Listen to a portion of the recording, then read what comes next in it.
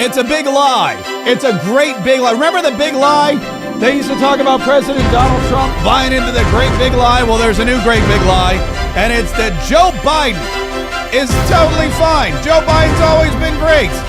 No problems whatsoever with Joe Biden. What's up? This is Mark Kaye Saves the Republic, and I'm so excited that you're here. By the way, Joe Biden's going to be on The View. I don't know if I mentioned that. Joe Biden and Dr. Jill Biden are going to be on The View next week. I'm not really sure who that helps. I don't think it helps Joe Biden. I don't think it helps Jill Biden. I don't think it helps The View at all. It definitely doesn't help the Democrat Party. You know who it may help? It may help the Republicans. It may help the Republicans the same way that Kamala Harris keeps going out there and saying dumb things about elephants, the same way she keeps cackling about Dougie and calling her husband Dougie, which is really embarrassing, all that kind of stuff. I think that it all just helps Republicans get elected.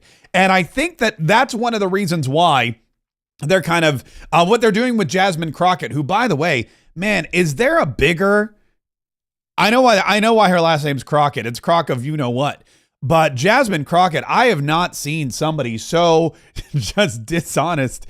And you want to talk about grifters. They always talk about Donald Trump being a grifter. The Republican Party is full of grifters. Jasmine Crockett's probably the biggest political grifter we have. This woman has created a persona for herself so that she can be invited on TV shows, so that she can be invited on talk shows, so that she gets on social media, so that people talk. I mean, look, I put her in my thumbnail today. That's what Jasmine Crockett does. And she does it well. I'm not saying that, but she's doing a disservice to, well, pretty much everybody in the entire country, because what we as a United States, as a country need is legislators who are interested in, legislating, but not Jasmine Crockett. She's interested in putting on her and her makeup and going out there and getting likes and clicks and shares and cursing as much as she needs to get the attention that she wants. And it doesn't matter that she says the dumbest things in the world. It doesn't matter that she is one of the biggest hypocrites, I think, politically we've ever had. And we'll get to all that here. We'll get to all that here in just a minute. Before we do, though, make sure that you hit the subscribe button right now. If you're listening to this podcast on any one of our podcast platforms like iTunes or Spotify or iHeart Podcasts, I think it's called, or iHeart, I don't know what it is. Whatever that is, you know the thing. Go ahead and say, hey, I want to follow this podcast. I want this podcast delivered to me instantly every single day. I want to hear this in my earbuds because radio's it's not what it used to be. In fact, President Donald Trump just made a massive move on NPR, National Public Radio, which I think, I'm going to be honest with you, I think it's going to be the death blow. I think NPR is dead. I think PBS soon will follow suit. And I'm not sure what's going on with Harvard, but President Donald Trump, he laid the smackdown financially on all three of those institutions, three of the most liberal institutions in the entire world, not just the country. I did a TikTok earlier today, which, by the way, is very popular. If you don't follow me on the Tickety Talk, you should probably do that. But I did a TikTok earlier today talking about how these were three of the most liberal institutions in the country. But that's wrong. It's actually the world. Harvard, PBS, NPR, and Donald Trump has basically just slit their throats. And now we're just going to watch them bleed out slowly until there's absolutely nothing left. It's going to be glorious. And I'm really excited about it. We got big Doge news. We got big jobs news.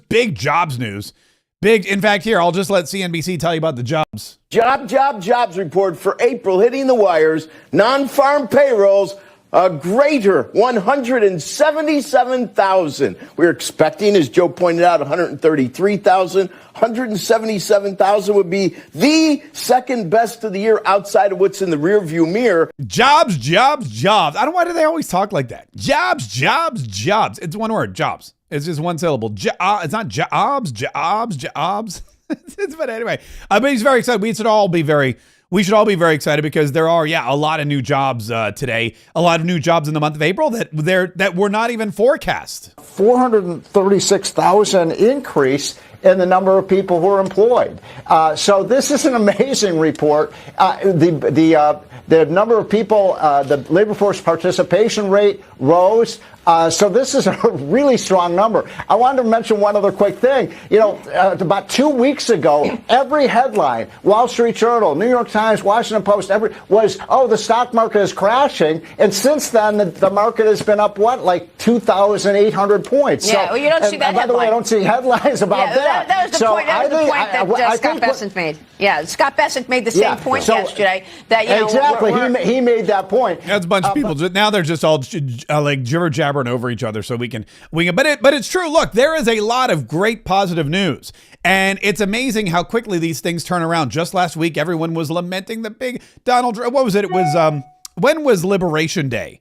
It was April the 2nd, right? It was Liberation Day, and then the stock market crashed. And now it's May. It's like 4 weeks later, and look, all of a sudden, stock market's through the roof. We got everybody's surprised how I'm not. Donald Trump's not. The people of the in the administration are not. Caroline Leavitt isn't. Kevin Hassert isn't. None of these people are surprised, but all the media folks are like, I can't believe it. What's interesting, the numbers, by the way, were very, I was a little surprised to see how strong they were, but this is very encouraging because we're already seeing many of the companies dependent upon foreign suppliers already reshoring some of their jobs. In fact, I talked just recently to a couple of entrepreneurs who are getting off their China dependency. They are going to other Southeast Asia companies for their supplies, and they're starting to look at domestic manufacturers. So they're putting orders in already for the third and fourth quarter for this. Oh my God, if you're going to cough, turn off your microphone or cover your microphone. It's just, that's the pet peeve of them. There's certain microphone etiquette that, and I don't want to get off on a tangent, but for example, one of my good friends, one of my best friends, he was on a panel once and he had a cold, and he had a lapel mic. Like a lapel mic is the one that they clip to your shirt like this, and he had the lapel mic. He was up on stage and he had a cough, and so what he did was he didn't want anyone to hear him, so he covered his mouth and he put his head down and he would cough right into his microphone. And I was looking at him like, what are you doing? I go, if you want to, what you should do is you should cover your microphone and cough away. But he did it like 8 times. It was the most that people started laughing. It was like he'd cover his mouth and go right into the. So microphone etiquette is very important to me. You need to, and that's a skill that everybody needs. Everybody's going to be recorded at some point in their life. Everyone's going to need to talk into a microphone. That's one of the skills that I taught my kids whenever they're giving a presentation. Some of the kids, they hold the microphone down here. They don't know what to do with it. My kids, they know. You get right up on the microphone. You put it right up to your mouth because you want to be heard. You have to be heard. If you're not heard, then it's like you don't even exist in this world. Just to ask Jasmine Crockett. But back to these people who say they're surprised. I mean, this guy's like, oh my God, I'm so shocked by these numbers. Oh my God, these numbers are even better than I expected. If you're shocked by these numbers, if you're looking at these numbers going, wow, the stock market rebounded, I can't believe it, then you had no faith in President Donald Trump, his economic advisors, and his administration. And that's the key. Donald Trump is not an economist. Donald Trump does not have a PhD in finance. Donald Trump is not somebody who studies, tables and charts and historical data. He's not the kind of guy that goes in and has the stock ticker 24/7 on his computer screen. Donald Trump is not that guy, but Donald Trump is the guy smart enough to hire the people who are smart enough to tell him how to get the economy to rebound. Donald Trump knows that he's got a team of people that he's been working 4 years on putting this team together. Man, he had a 4-year hiatus. You want to know why Donald Trump is so effective so quickly? There's an old saying. I had a friend who was like a furniture maker or a cabinet maker or whatever, and his dad was a cabinet maker or whatever, and he said, measure twice, cut once, right? Measure twice, cut once. Somebody said there's the other thing about the axe. If I had 12 hours to chop down a tree, I'd spend 11 hours sharpening my axe. Same thing here. Donald Trump, after the election of 2020, he went and he said, I got 4 years. I have 4 years until I get back to the White House.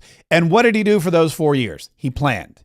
He plotted. He planned the perfect campaign. He planned the perfect campaign staff. He planned the perfect messaging. He planned the perfect team. He knew that he was going to get elected because he had 4 years to come up with a plan. Kamala Harris had 2 months. And I mean, she could have had 4 years. It wouldn't have mattered.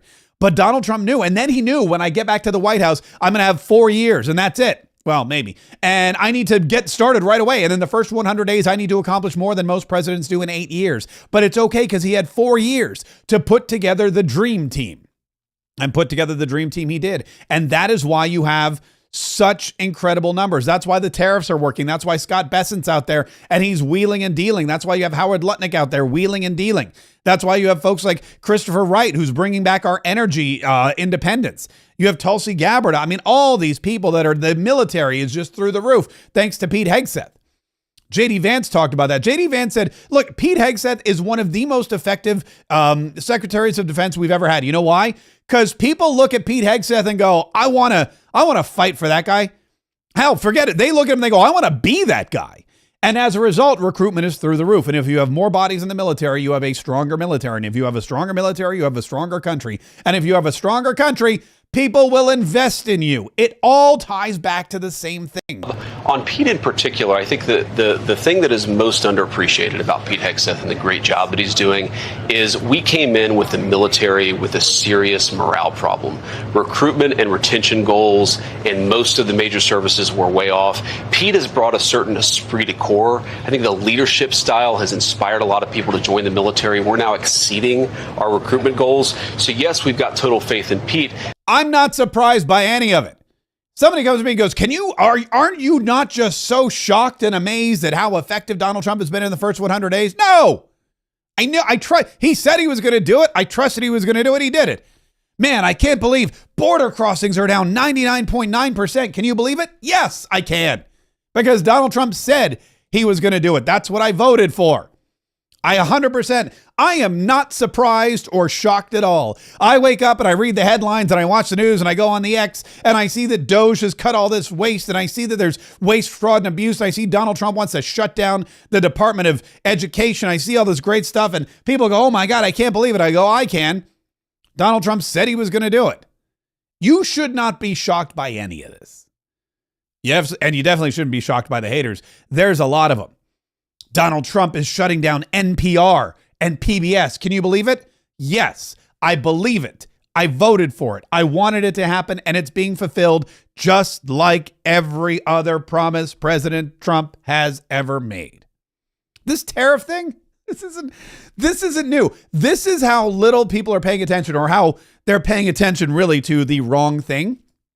There's a guy, economic advisor named Moran. And he goes, look, guys, I want you to pay attention to them. Just FYI, right? Just by the way, this is not Donald Trump's first time with tariffs. Donald Trump was president before. Donald Trump instituted tariffs before. Donald Trump had success with tariffs before. And guess what? There was no long-term economic downside to tariffs. In fact, here, I'll just have him tell you. You know, I don't think that they were right about tariffs in President Trump's first term, in which the tariffs left no lasting mark on the economy, but generated tons of revenue that we used to help finance the president's first historic tax cuts from 2017. And I think they're wrong again now. And, today's data prove it, because today's data reflect the period after the president's announcement.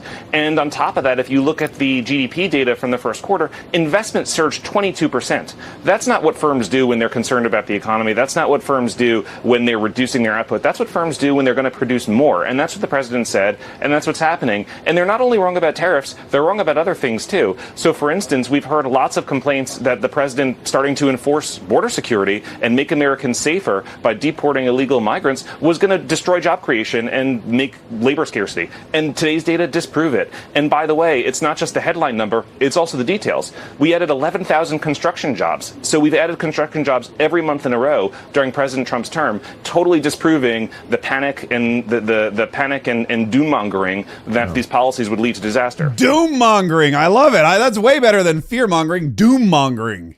What's up, doom mongerer? You're just a doom mongerer. I like it. How about a dumb mongerer? That's another one. But that's exactly the point. The first time President Donald Trump was president, he installed tariffs. Do you think Donald Trump just one day out of the blue just thought tariffs? That's the ticket? No. He did it the first time. He didn't get a chance to do as much as he wanted to, but we had a big tax cut. Everybody remember the tax cut? Raise your hand if you got a tax cut in Donald Trump's first term. You better be raising your hand if you live in the United States of America and you pay taxes. I got a big fat check. Donald Trump cut taxes, corporate income taxes. And you know what a lot of corporations did? They took the savings, the millions and millions of dollars in savings they got from the federal government, and they put it back on their employees. They were cutting $1,000 checks and $500 checks. Home Depot, Lowe's, all these companies were shoving the money back into their employees' pockets, and the employees were going out and spending it on PlayStations and Nintendo Switches and whatnot, and pumping the money back into the economy. And it was just glorious. So, of course, Donald Trump is bringing back tariffs, and everybody's trying to make you think like it's some brand new idea. Like Donald Trump will even tell you, he goes, 100 years ago, 120 years ago, we had tariffs. President McKinley had the tariffs were so beneficial to the United States of America. They were so, it was just lucrative that we couldn't spend all the money that we had. If you don't like Donald Trump's tariffs, then you're going to continue to pay high taxes. I don't like paying taxes. Any taxes, high taxes, low taxes. I do not like taxes. They're not in the Constitution. I don't believe that they're constitutional. I don't like them one bit. It's my money. I would like to keep it. Tariffs, on the other hand, I'm all about. Bring on the tariffs.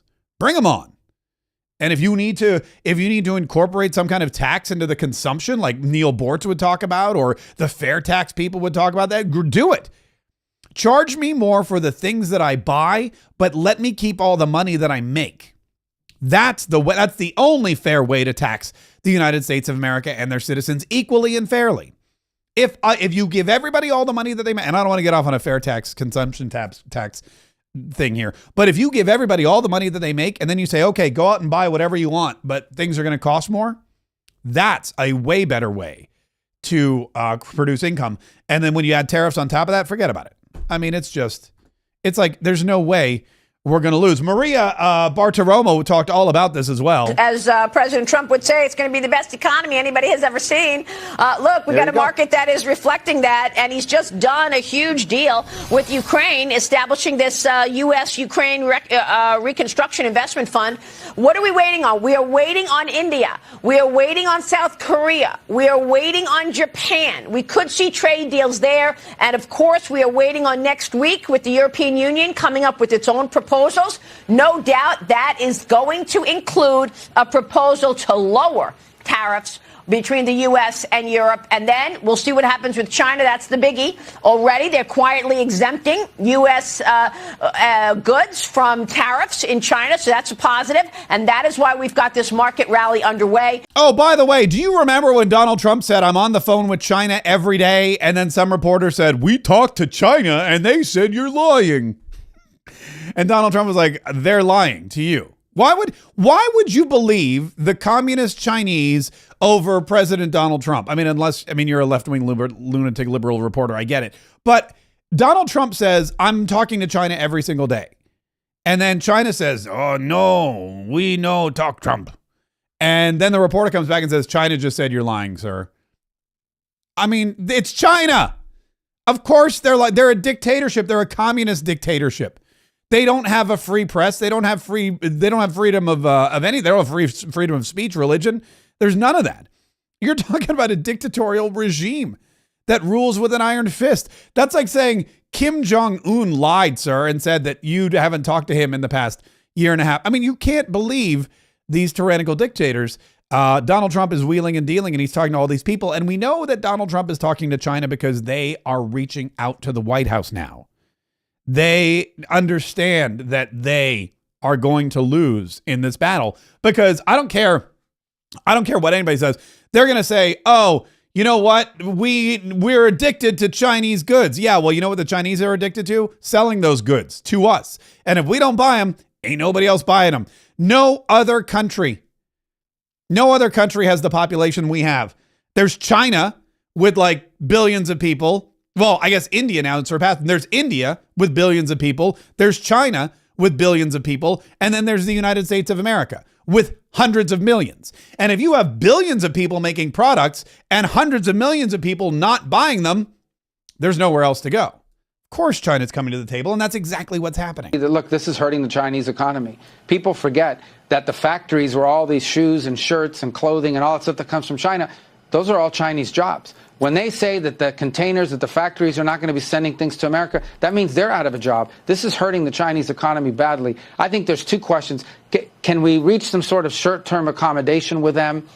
That's what they want. I mean, the Chinese are reaching out. They want to meet. They want to talk. We've got people involved in that. Obviously, our Treasury Secretary, Scott Bessent, is involved in those efforts, and their talks will come up soon. But I think there's a broader question, and that is whether we should, this is a wake-up call that we truly need to become a country that can make more things in America and not be as dependent on China. We were far too dependent on China. We allowed them, through unfair trade practices, to deindustrialize us and to use not just tariffs but non-tariff barriers, currency manipulation, dumping.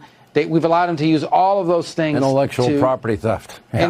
Stealing intellectual property, and really left us deindustrialized as a country and heavily dependent on them. That's a very dangerous place to be, and President Trump is taking it on, and he's doing it now because it needs to be done now. It cannot wait any longer. 2 more years in this direction, and we are going to be in a lot of trouble, really dependent on China.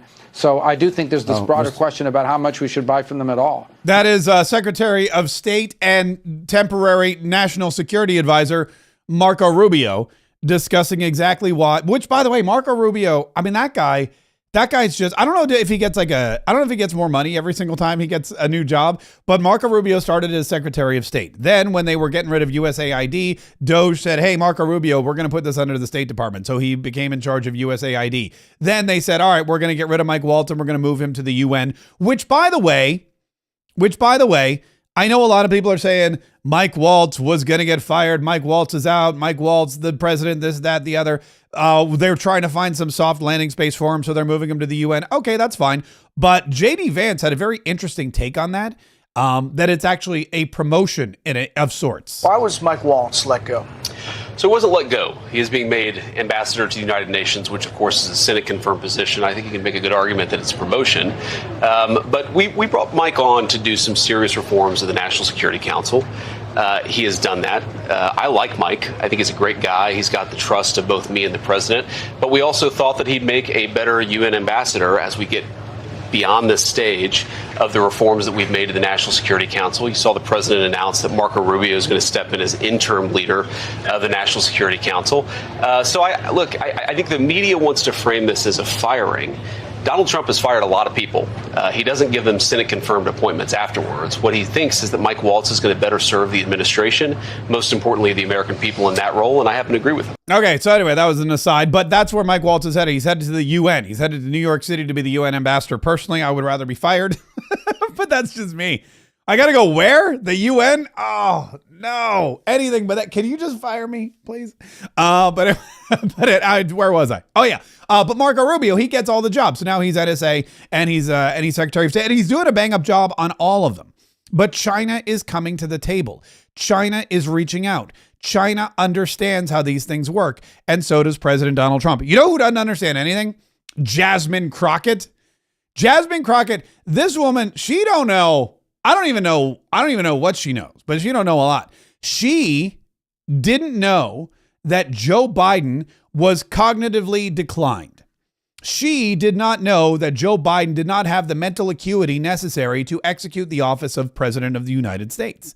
She did not know that Joe Biden tripped and fell and sniffed hair and couldn't walk and couldn't talk and mixed up names and stumbled and bumbled. And I don't know, I guess she didn't watch any of the clips where he called people the wrong name, where he forgot the name of his Secretary of Defense, where he forgot the Constitution and the Declaration of Independence. You know the thing, all that stuff.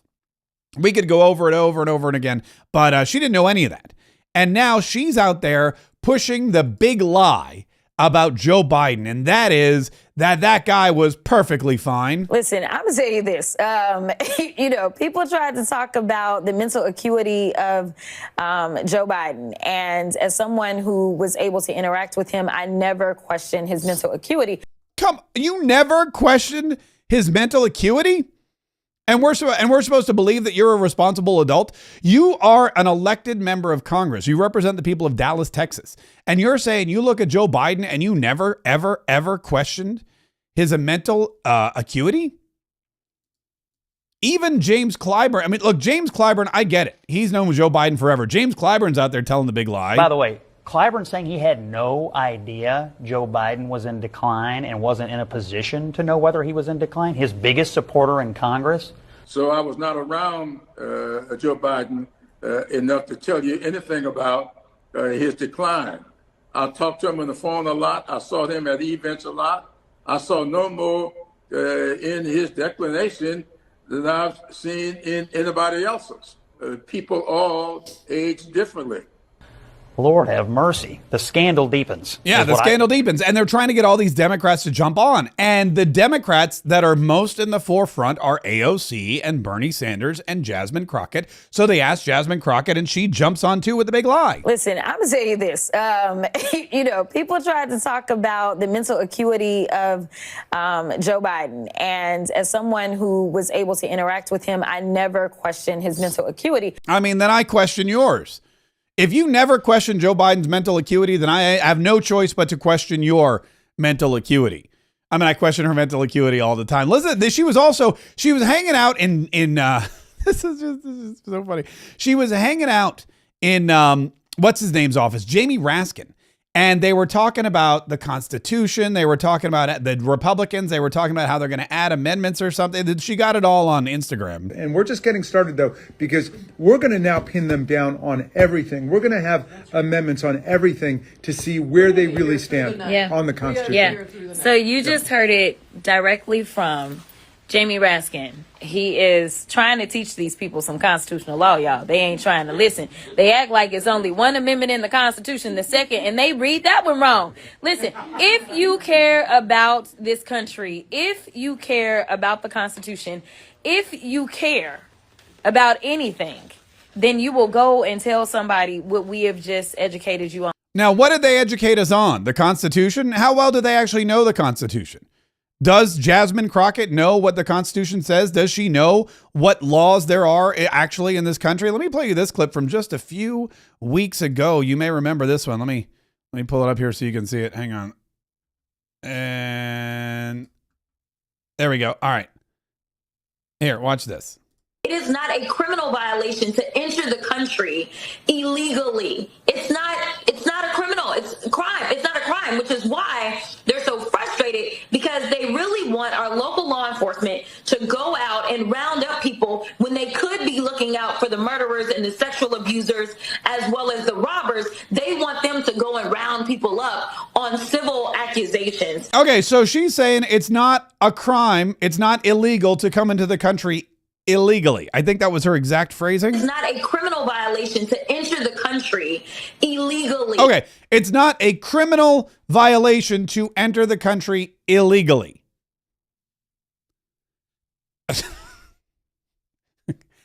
But we need to be schooled on the Constitution. We need to be schooled on what's right and what's right. Listen to this. This is something else she said on her little Instagram yesterday with Jamie Raskin. As far as I'm concerned, you randomly kidnapping folk and you throwing them out of the country against their civil rights, against their constitutional rights. And frankly, how would they feel if some other country decided that they were going to just start throwing people randomly in our country? I mean, maybe it's me. Maybe my mental acuity is down, but isn't that exactly what happened? Isn't what she just described exactly what's been going on for the last 4 years? Isn't it true that El Salvador and Venezuela and Mexico and all these other third world countries have been emptying their prisons and facilitating the movement of these illegal criminal aliens into the United States of America? Mexico opened up its southern border. They helped get these people through their country ASAP, as quickly as possible. Andale, andale, arriba, arriba, to quote the late, great Speedy Gonzalez. And what they did was they did everything they could to get these people out of their countries and into ours. And that's one of the reasons why El Salvador is one of the safest countries in the third world instead of one of the most violent and one of the most deadly. And Jasmine Crockett's like, I mean, how would you feel if people just started dumping illegal aliens into this country?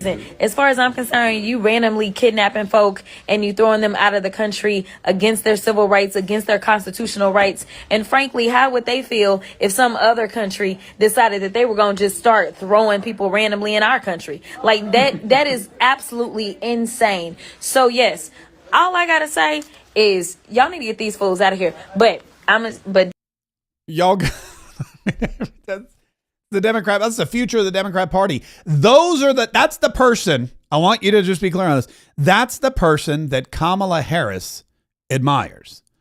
That's the person. Kamala Harris admires her. Jasmine Crockett, who said on TV, I didn't notice any mental decline in Joe Biden. His mental acuity was fine. He seemed like he was I didn't notice anything. That's Jasmine Crockett. Kamala Harris is like, you know what? She's my people. Kamala Harris listens to Jasmine Crockett go, how would they like it? How would the Republicans like it if people just started dumping folks in this country? They wouldn't like it at all. It's insane. It's Jasmine Crockett. Jasmine Crockett, who says it's not a criminal violation to enter the country illegally. Oh, I'm sorry. Wait, it was that. You know what? Either of those actually would work. Either this one or this one, because they're both humorous and wrong. But that's her. And these are the people. This is the person that Kamala Harris says she admires. Including congressional leaders like Cory Booker, Chris Van Hollen, Chris Murphy, Jasmine Crockett, Maxwell Frost, AOC, and Bernie Sanders. I mean, come on. That's like playing a pickup game of basketball and choosing the 7 dwarfs as your starting lineup. I mean, that's it. You know what? My favorite ball players are Happy, Dopey, Sneezy, Doc, Bashful. That's my starting 5 right there. And Grumpy, you're on the bench. That's probably why you're so grumpy. I mean, come on. She picks the worst, not even the semi-decent Democrat. And I know what you're thinking, Mark, is there a semi-decent Democrat? The answer is nah. But not even someone who's palatable, who there's an argument for. There are arguments for, I guess some Democrats. I don't know who they are because they're never on TV. They're too busy not being crazy. But the people she lives in, Cory Booker, who stood up in the Senate filibustering for 25 hours and had absolutely nothing to say, got absolutely nothing accomplished. He wasn't trying to stop some major piece of legislation or pass some major piece of legislation. He was just ranting about Donald Trump for 25 hours. He broke the record, sure, but nobody cares. It didn't accomplish anything. Strom Thurmond, he held the record because he was railing against civil rights. Was that the right thing to do? I mean, I'm not saying it was a good move, but it was Strom Thurmond. It was the 60s. He's from South Carolina. I mean, give me a break. Cory Booker, if you asked anybody, what did Strom Thurmond filibuster against? They would say the Civil Rights Act. If you asked anybody, what did Cory Booker filibuster against? They'd be like, something Trump. Yeah, he hated Donald Trump. And that is not policy. That's just psychology or psychosis. Cory Booker. Who else did she say? She said AOC, Bernie Sanders, the 2 socialists who went on the Fight Oligarchy tour on a private jet that cost $15,000 an hour. These are Maxwell Frost, who went with the El Salvador 4 on a trip to El Salvador, paid for by them because they couldn't get any congressional funding for it. They stayed in hotels. They tried to meet with people. No one wanted to meet with them. They tried to meet with Abrego Garcia, the MS-13 wife-beating gang member who was deported by President Donald Trump. Nobody would let him meet with them. They came back, and for what reason? Those are Kamala Harris's heroes. Including congressional leaders like Cory Booker, Chris Van Hollen, Chris Murphy, Jasmine Crockett, Maxwell Frost, AOC, and Bernie Sanders. It's like the garbage pail kids of the Democrat Party. It's like, remember the cards, the garbage? That's exactly who that is. It's like the worst of the Democrat Party. And she's out there touting them as the future. And I say, God bless her. Let that be the future of the Democrat Party. Because if Jasmine Crockett, Cory Booker, Chris Van Hollen, Maxwell Frost, AOC, and Bernie Sanders are the future of the Democrat Party, well, then the future of the Republican Party has never looked better. And I, for one, am super excited to be a Republican today, and knowing that the opposition is full of whack jobs who are buying into the big lie that Joe Biden was not only a fantastic president, but had all his wits about him. Listen, I'm going to say this.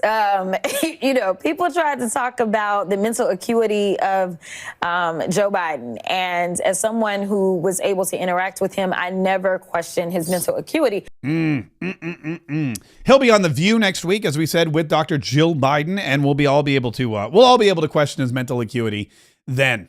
That'll be exciting. Oh, speaking of which, I have to tell you this. This is not, by the way, this is not a joke. I thought this was a joke. I researched this like 9 times. Okay. Hang on. I gotta pull this up. I had this up and then I accidentally closed it. Hang on. This is crazy. This could be the craziest story I've ever reported on any show. Okay, here it is. I saw this earlier today on Fox News.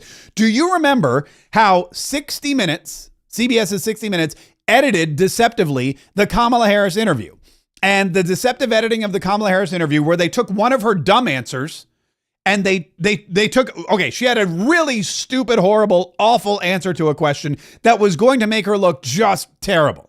And they cut that off and they got another dumb answer to a question, but not nearly as dumb as the first one. And they put it on, they just flip-flopped it. And they didn't think we were going to notice. Then 60 Minutes was dumb enough to run a promo with the original footage. So after the promo aired and the show aired, some genius realized, wait a minute, these aren't the same answers to the same question. And they got busted by their own stupidity, deceptively editing this interview in the hopes of making Kamala Harris seem more intelligent than she is. If that's going to take a lot of editing. I don't think there's enough editing in the world. There's not an AI generated, video editor that's strong enough, powerful enough to do that. But they tried.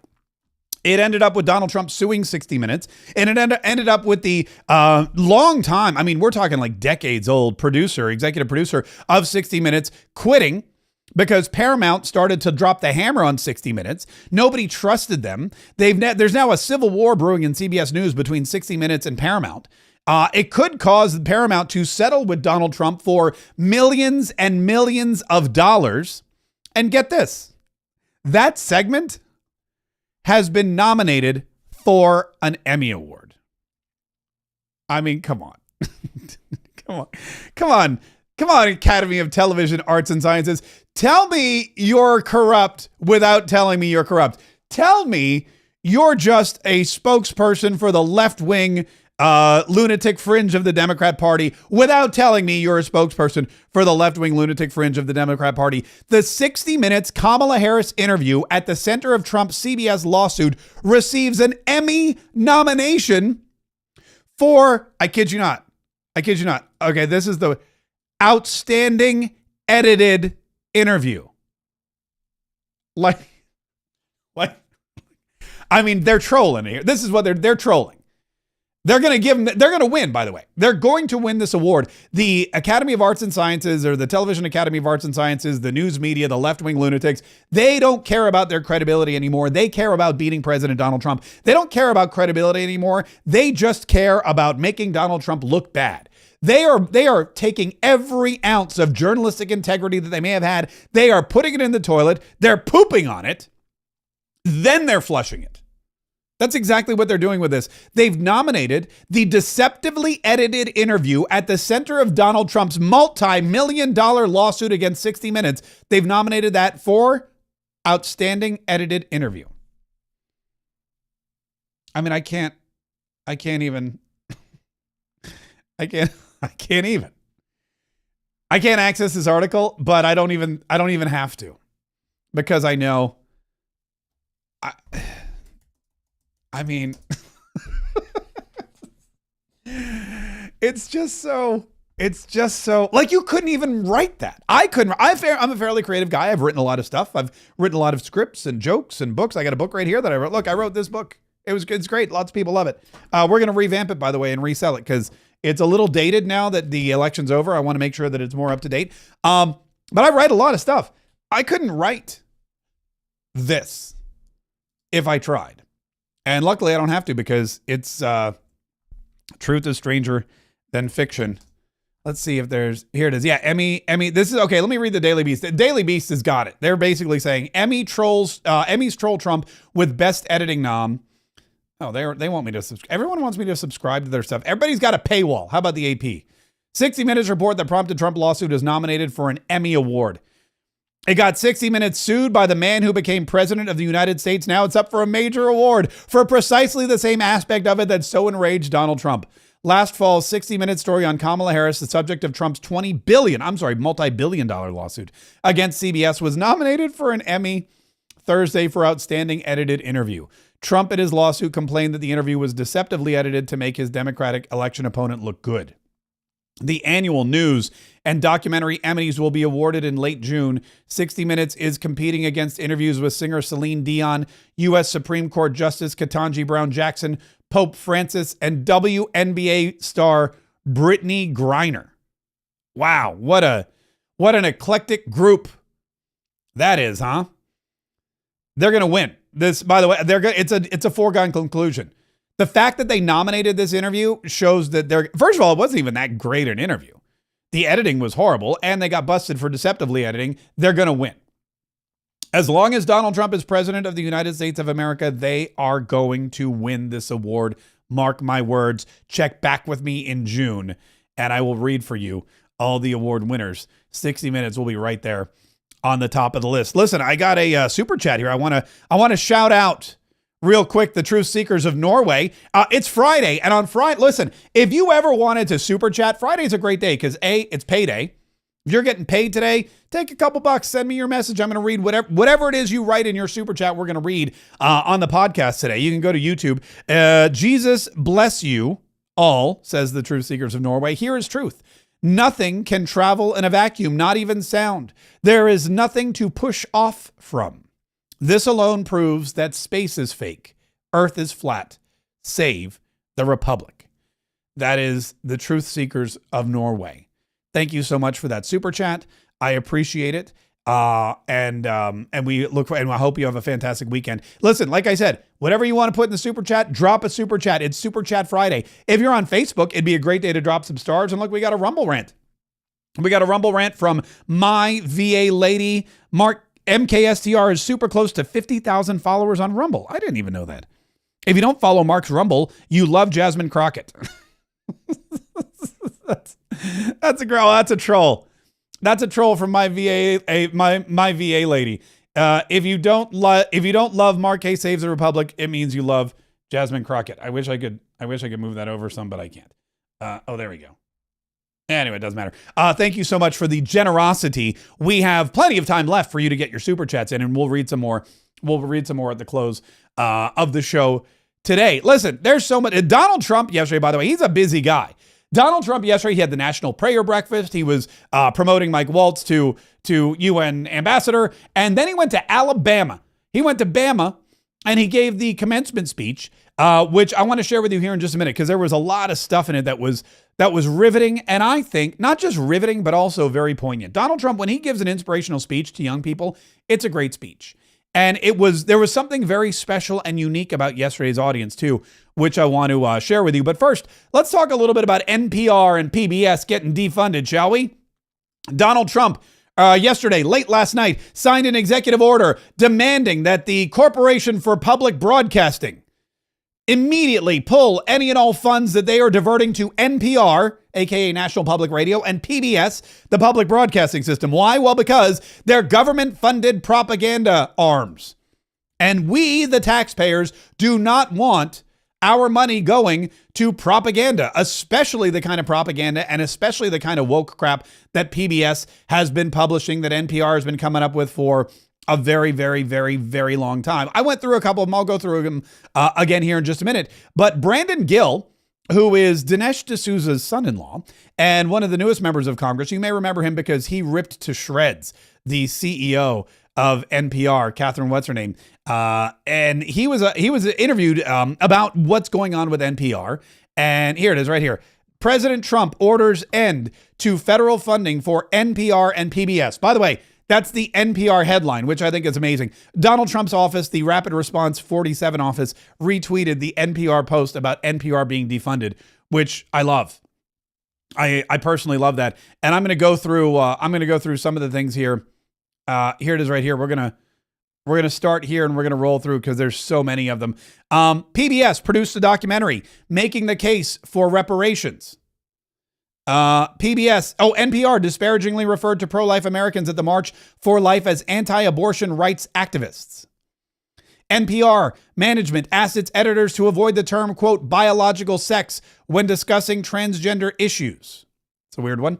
NPR lamented that animals deserve pronouns too. There it is. And a pronoun too. In 2023, PBS's Washington Week Roundtable covered up Joe Biden's clear mental decline, with far-left journalist Jeffrey Goldberg claiming Biden was actually quite acute. That's what Jasmine Crockett just said. Making an issue of Biden's age. It's lying. It's saying he's senile. It's saying he's demented, saying he's out of it. I mean, I think it's important to sort of state for a fact that a lot of these are just... Right. Mentally, he's quite acute. Seems like it. Yeah. NPR dedicated an entire segment to the population of anthropomorphic animal enthusiasts known as furries. We talked about that one as well. Here are some examples of the trash that has passed as news on PBS. Real Boy, an entire movie celebrating a transgender teenager, so-called changing gender identity. NPR absurdly claimed limited scientific evidence of physical advantage exists between male and female athletes. Correction, an earlier tweet incorrectly stated there is limited scientific evidence of physical advantage. Existing research shows that higher levels of testosterone do impact athletic performance. Goes on and on and on and on and on. So anyway, Donald Trump has said, look, we're not going to fund this stuff anymore. We're done with it. The money's coming out. No more NPR, no more PBS. And Brandon Gill, who's on the Doge caucus, explained to CNN's Jake Tapper exactly why.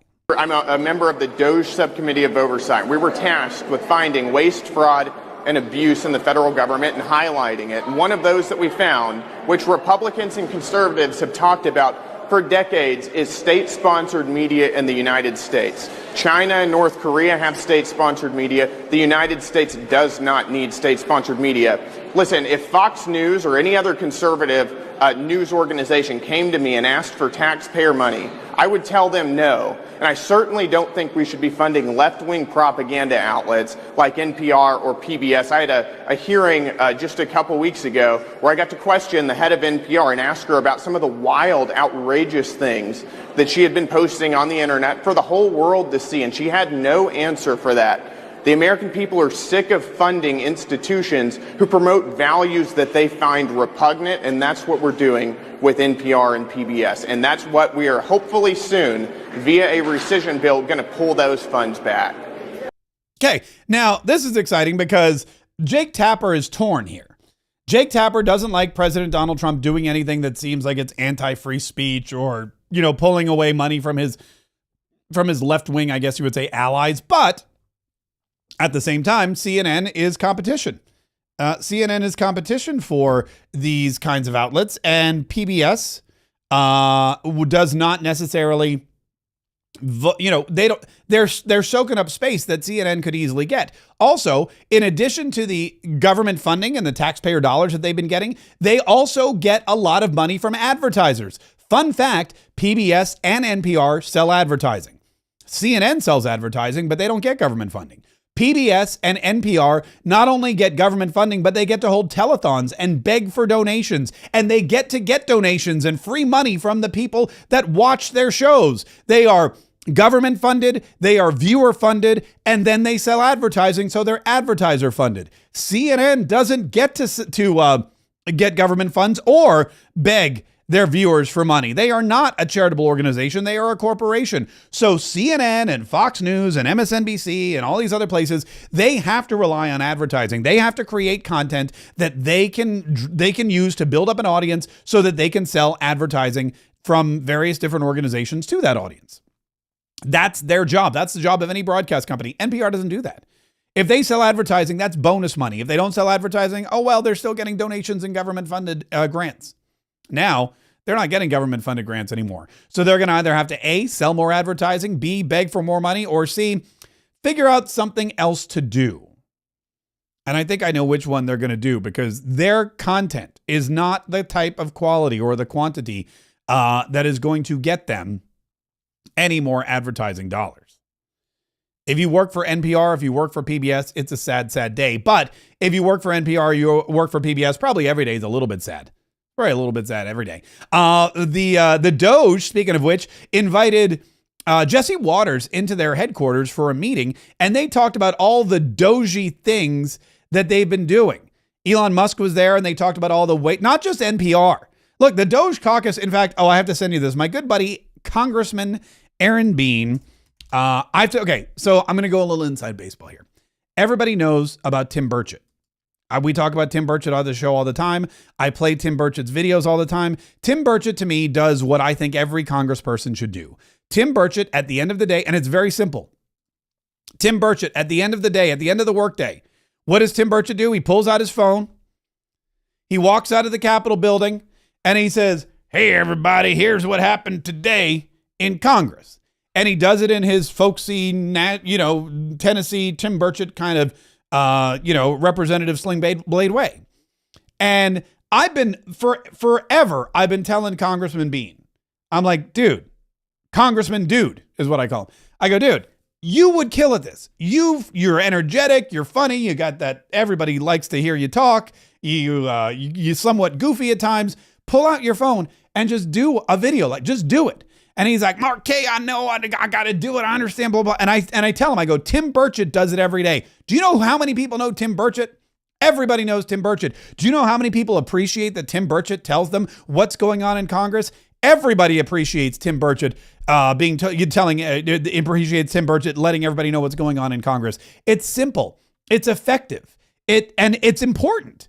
Transparency is one of the biggest parts of Congress. In fact, that's one of the reasons I take umbrage with my congressman, because we never hear from that guy. He's not on the news. He's not on television. He's not on the radio. He doesn't post up on social. He doesn't do town halls. Never done a town. I don't even know. I'm going to be honest with you. I don't even know I don't even know if he's in Congress right now. I never see the guy. Never see him anywhere. But I know where Tim Burchett is every day, walking out of the Capitol building, telling us what to do. Well, I woke up this morning and I got a text message from my good buddy, Congressman Aaron Bean. And here's what it said. It said, this is great. Where is it? Aaron Bean. He wrote me at 10 o'clock last night. I was in bed. He just sent me a clip. 2 bills removing needless Biden-era regulations and a very spirited cameo by Representative Aaron Bean celebrating real Donald Trump's first 100 days. Ladies and gentlemen, Congressman Aaron Bean made a cameo in Tim Burchett's latest post. Hey, everybody, Tim Burchett, joined by my buddy Boehner. I say, hey, Boehner, everybody. Hey, how's it going, guys? By the way, I'm sorry he called him Beaner.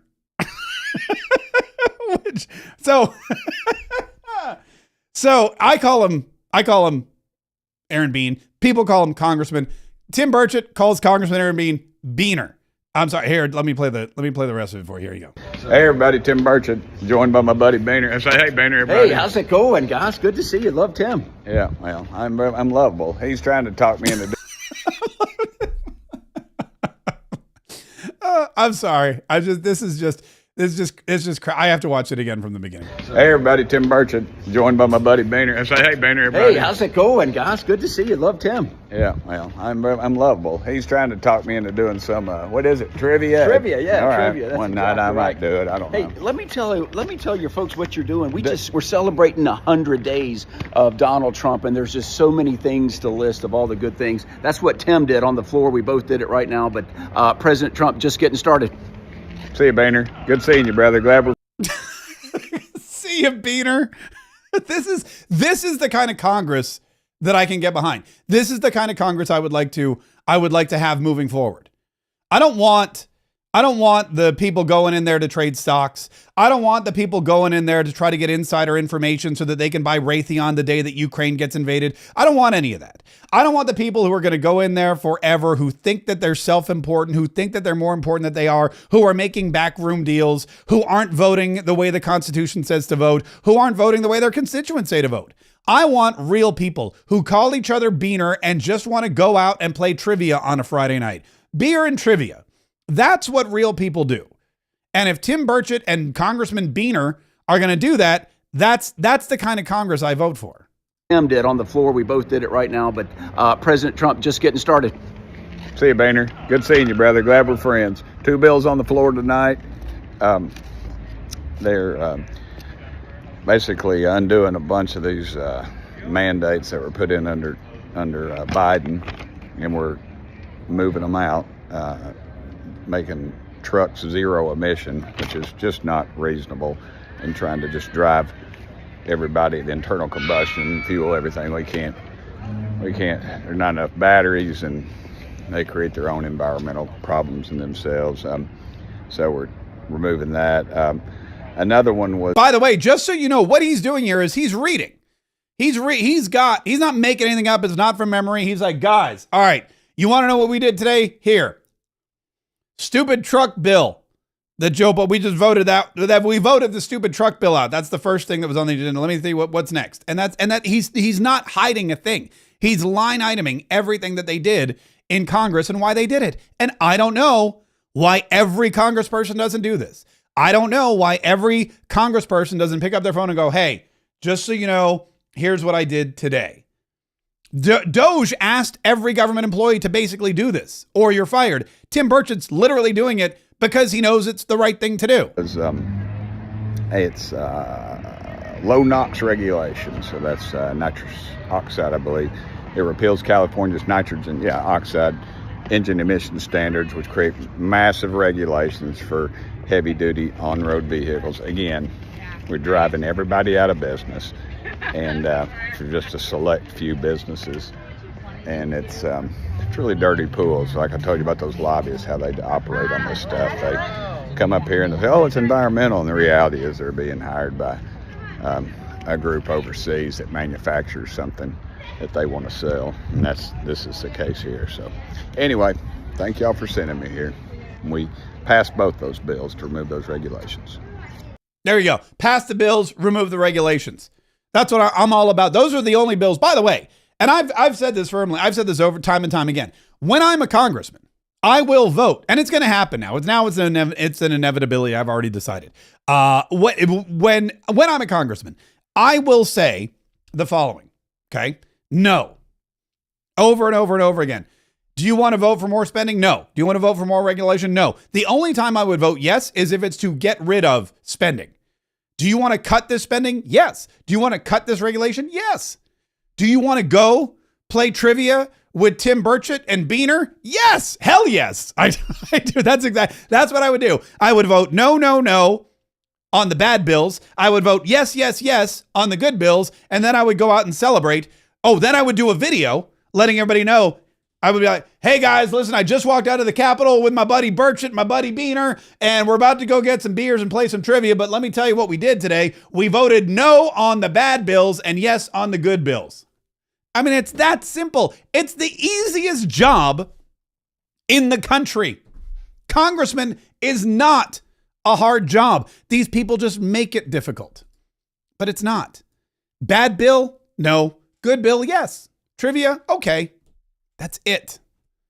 Instead, you got people, self-important people like Jasmine Crockett out there who are trying to make it harder than it is and trying to make themselves seem more intelligent than they are. As far as I'm concerned, you randomly kidnapping folk and you throwing them out of the country against their civil rights, against their constitutional rights. And frankly, how would they feel if some other country decided that they were going to just start throwing people randomly in our country? Like that is absolutely insane. Yeah, it's insane. What you're saying is insane. That's for sure. Doge was also busy. Like I said, they let Jesse Waters from Fox News into their meeting. And listen to these things that Doge has. We knew that the waste, fraud, and abuse was wild. We knew it was unchecked. We knew that the waste, fraud, and abuse was just insane. But listen to the crazy stuff they found out about, like, for example, the Institute of Peace. Called the United States Institute of Peace.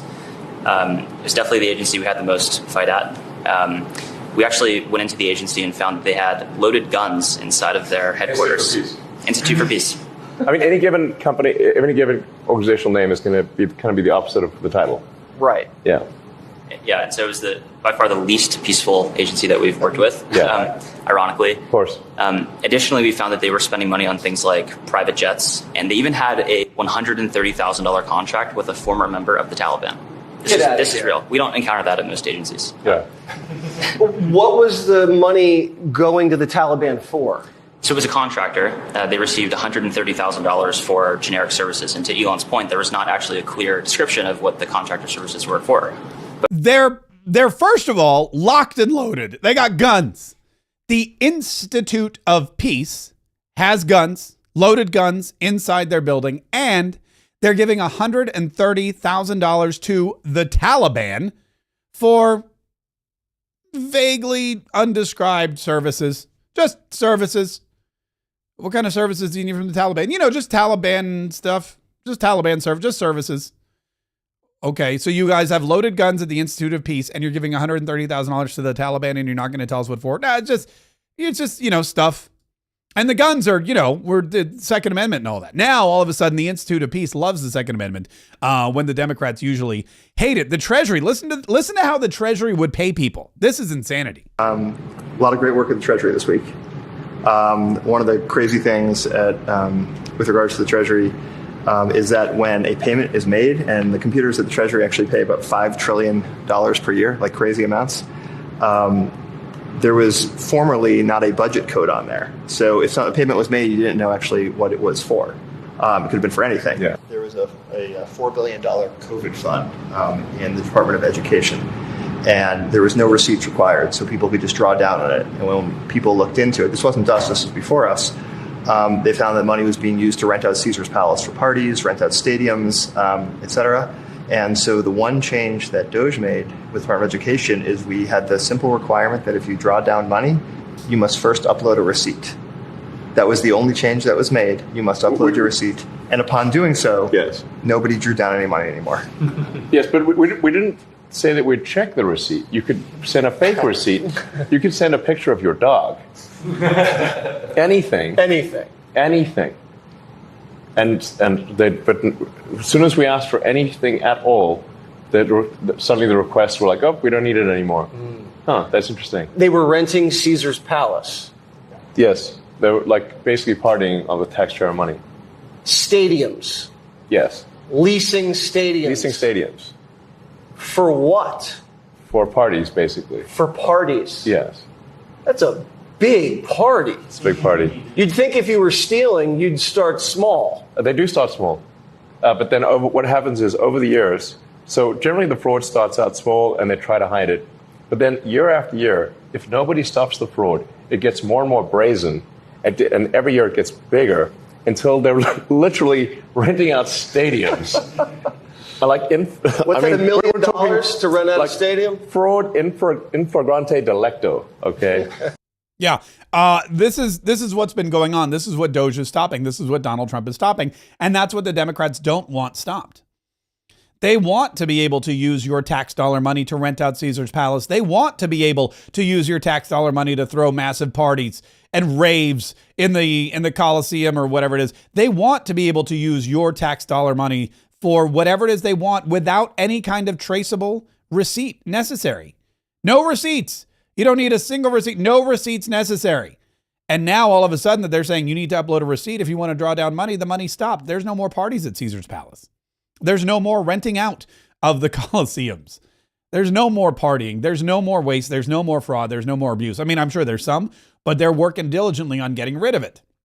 That's why the Democrats hate Elon Musk. That's why they're demonizing Elon Musk. That's why they're scratching up Teslas, because now they have to go out and figure out how to earn money without stealing it from you and me and the rest of the American taxpayers.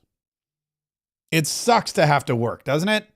The Democrats have never wanted to work a day in their lives. And now President Donald Trump and Elon Musk are forcing them to do exactly that. And they hate them for it. They hate them for it.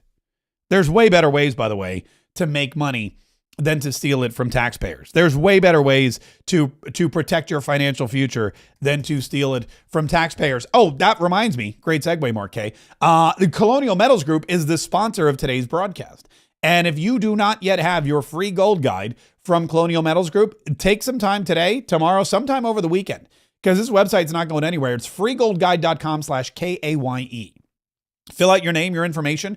They'll send you instantly via email their free gold guide, and you can read it on your phone, your computer. You can print it out. I know a lot of people like to print out the internet. You can do that.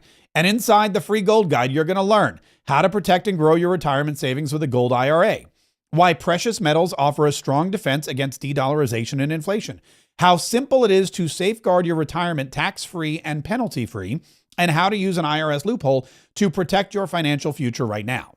Limited time offer on qualifying accounts. It's $7,500 of silver, up to $7,500 in free silver on qualifying accounts. And they'll keep it for you in a vault. Or if you want to keep it at home, which I would totally do, they'll send you a vault.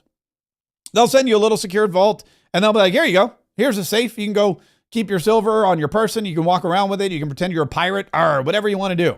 But it only happens if you claim your free gold guide from Colonial Metals Group right now. Go to freegoldguide.com/KAYE, freegoldguide.com/K. Click the link in the description of this video. Makes it really easy to get there and fill out that form. One other thing, I didn't realize how fast the time was going. I just saw an article about Donald Trump's birthday and he wants to do this parade. I don't know how accurate this is. But let's see. Here we go. Army plans for a potential parade on Trump's birthday, calls for 6,600 soldiers.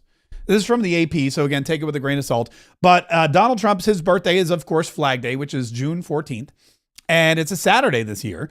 And detailed Army plans for a potential military parade on President Donald Trump's birthday in June call for more than 6,600 soldiers, at least 150 vehicles, 50 helicopters, 7 bands, and possibly a couple thousand civilians, the Associated Press has learned. The planning documents obtained by the AP are dated April 29th and 30th and have not been publicly released. They represent the Army's most recent blueprint for its long-planned 250th anniversary festival on the National Mall, and the newly added element, a large military parade that Trump has long wanted but is still being discussed. The Army anniversary just happens to coincide with Trump's 79th birthday on June 14th. That's right. It's Flag Day. It's Trump's birthday. It's the Army's birthday. Seems like the perfect storm to have a military parade in Washington, D.C. But again, those plans are still being drawn up. My money is on it's probably going to happen because I know Donald Trump, but you never know. You never know what's going to happen. It may be something a little bit more subdued. It may not have all the helicopters and the military equipment driving down the street, but hey, if they can paint Black Lives Matter in Washington, then they can have a parade to celebrate the president. But it took me back to last year. Last year at this time, we were at the, I threw something called the Margaritaville Mastermind, and it was a really fantastic event. We had all kinds of Kayetriots from all over come. And I spent the day, the first day we had a party, the second day we had a mastermind. And I was debating whether or not we were going to do a second annual one. We had a lot of great people come out and we taught them all kinds of amazing things about social media. We had a big party, like I said, on the rooftop there at the Margaritaville Hotel in Jacksonville. But one of the things that I've actually gotten a lot more questions on since that Margaritaville Mastermind, and one of the things that people are really interested in every single day is podcasting, because it's what I do now. I am a professional podcaster. I have not one, but 2 profitable podcasts. I make my living podcasting and live streaming and creating social media and making offers and products and things like that. And a lot of people have reached out and said, hey, do you have any advice? Do you teach podcasting? Can you help me make a podcast and that kind of thing? So what I was thinking was that I would, instead of just doing another Margaritaville Mastermind, which was kind of a general informational session, maybe create some kind of opportunity, some kind of weekend soiree, some kind of 2-day event where you could come in and in 2 days I could help you create and begin to produce your very own podcast, like a podcast in a weekend or something. So and like I said, it's not for everyone, but there's a lot of people out there who realize that no matter what business you're in, podcasting can be very lucrative. Podcasting can be a good way to find customers or to build your own influence. A lot of real estate agents and doctors have their own podcasts now because they find that it gives them instant credibility. Podcasting is to careers what book writing used to be. Everyone used to write a book because they wanted to be like a best-selling author. Now everyone wants to be a top podcaster. And as a top podcaster, I have a lot of knowledge about that. So if that's something you'd be interested in, just do me a favor, comment or send me a DM or email me. You just go to mark@markkshow.com, mark@markkshow.com, and you can drop me an email and let me know if that's something that would interest you. And if there's enough people that are interested, then maybe I'll put something together this week or this year, and we'll do it. We'll do it in a couple weeks. Later on this summer. I think we had Hannah come in last year, and Hannah, also a podcaster, brought all her equipment and we set it all up and we actually recorded a live podcast. And from the entire weekend, I think that was one of the most memorable parts. And I think it was one of the things that most people really enjoyed. So if you've ever thought, you know what, I really need a podcast as part of my marketing, or I'd really love to do a podcast, or I think a podcast could help me in some way, shape, or form, then just let me know this is something you'd be interested in. Just leave me a message. If you're watching on YouTube or Rumble, just drop a comment. If you're on Facebook, definitely comment or message me, or just shoot me an email, mark@markkshow.com, and say, yes, I want to come to your podcast in a weekend event if you do it. And like I said, if there's enough interest, we could put it together, because it was so much fun last year. And I'm always looking for ways to make it bigger and better and bolder and brighter. And also hang out with some amazing liberty loving, freedom defending Kayetriots at the same exact time. Listen, there's so much we're going to do, by the way. Speaking of podcasting, I'm going to do a weekend podcast. I have one all set for tomorrow. Weekend podcast. I guess you guys are just starved for 7 days a week, 24/7. Mark Kaye Saves the Republic, because our weekend podcasts are always our biggest podcasts. So I'm going to start doing more weekend podcasts just because I know you guys want them. Make sure you're subscribed, though. Make sure you hit that button that says subscribe, follow, like. I want it. Gimme, gimme, gimme. That should be what the button says. Just say gimme. If I had a podcast platform, that's what my button would say. It would say, gimme. You just click it, and then you'd get the podcast every single time it was new. If you're on Facebook or YouTube, wherever you happen to be, I want you to make sure you're subscribed. Make sure you set the notifications. Make sure that every single time we're creating content, you're getting it. And the only way you can do that is by liking, subscribing, and setting those notifications. Listen, have a great weekend. Keep at it, man. Keep talking. Keep in touch. We'll be back Monday, as we are every single day, because there's so much more information and inspiration you need. There's so much more we need to do. And we always need to continue to stay vigilant, to stay sharp, to keep our wits and our skills at the highest level possible, because the attacks keep coming. The enemies keep multiplying. They keep trying to bring us down. And we are going to have to continue to fight every single day to save the Republic.